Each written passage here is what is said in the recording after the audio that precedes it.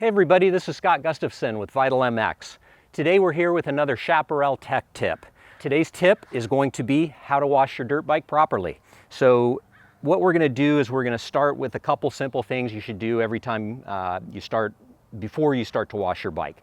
First thing is going to be to make sure that the exhaust is plugged up so you're not going to get any water down there. You can do that with an exhaust plug. Next, you're going to want to tape up any areas where water can enter the airbox. This cutout right here, so just put a little duct tape on there.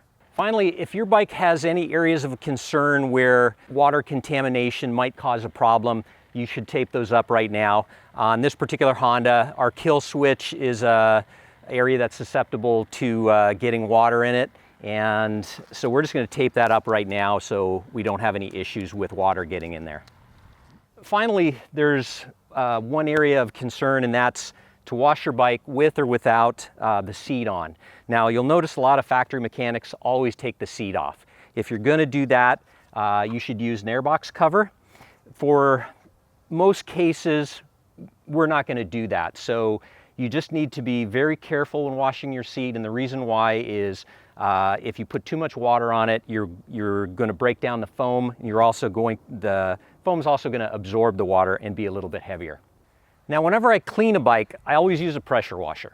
Two things: it uses less water, and it will get the bike much cleaner. I found that if you use a normal hose and nozzle, you don't get the bike as clean. So we'll just start by rinsing the bike from top to bottom while the bike is upright on the stand. After the bike has been rinsed off, move on to take the bike off the stand and set the bike on its side. The reason you're going to do this is now you're going to be able to concentrate on getting areas of the bike clean that you can't see when you're standing above it. So underneath the bike, underneath the fuel tank, underneath the fenders, underneath your forks. So this really gives you a good final touch as to where dirt is actually going on the bike.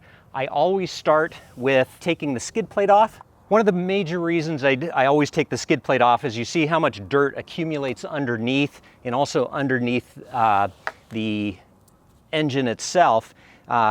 This can also, alleviate problems if you have rocks or anything in here, just so you don't get any damage underneath the bike. Motorex makes a Moto Clean. They also make an engine degreaser. These products are going to be good for getting some of these stubborn stains and dirt off. So just the bike's wet, you've rinsed it off. So now just go ahead and spray the bike completely with one of these bike washes.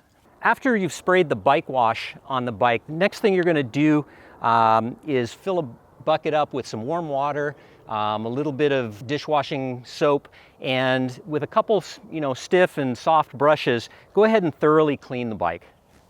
A couple things I like to do once I've cleaned the bike off nicely is now, especially with these aluminum frames, I like to pay a little attention to cleaning this up. You'll get some deep down dirt. You'll also get dirt that stains the frame itself.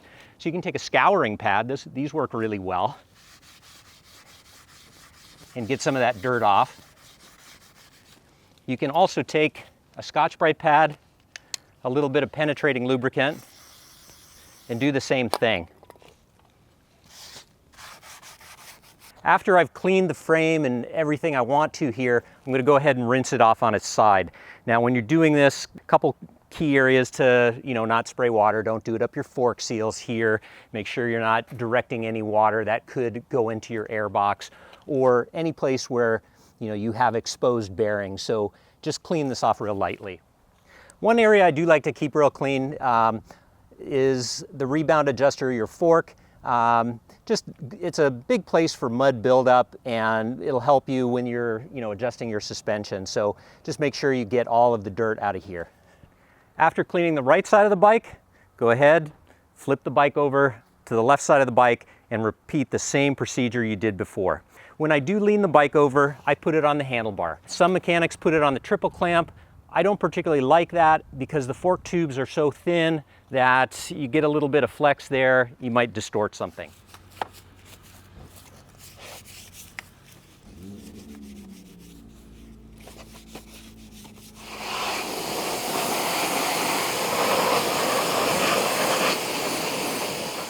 Once the bike's been cleaned off on both sides, you can just fine tune your cleaning now. So you might just rinse it one more time and then go ahead and wipe everything down.